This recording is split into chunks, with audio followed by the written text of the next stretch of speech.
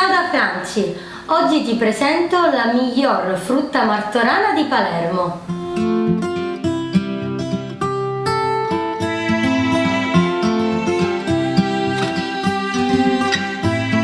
Frutta di nome ma non di fatto. In realtà il nome frutta martorana deriva dalla nobildonna Eloise Martorana, che fece costruire il monastero benedettino dove le suore iniziarono a preparare questo dolce che successivamente prese il suo nome. Effettivamente si tratta di dolci tipici palermitani, realizzati con un ingrediente must della nostra tradizione, la pasta di mandorle o pasta reale. La ricetta tradizionale prevede un impasto fatto con farina di mandorle e zucchero, poi modellati dando vita ad una vera e propria riproduzione di frutte e ortaggi tipici del nostro territorio e infine colorati utilizzando dei colori alimentari. Generalmente questi dolci vengono consumati il 2 novembre per la commemorazione dei defunti,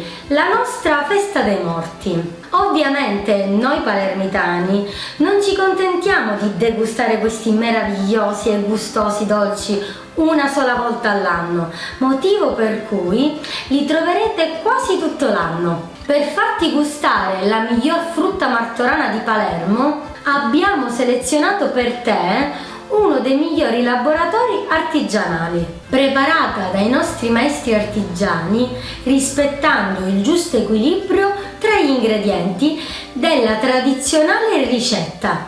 L'odore ha invaso tutta la stanza. Ora lo assaggiamo insieme. Quale prendo? Una bella fragolina.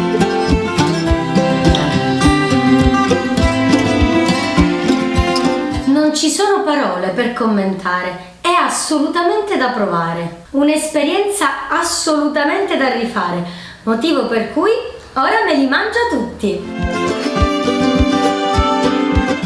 Acquista questo eccellente prodotto online su Sicilian Food Shop.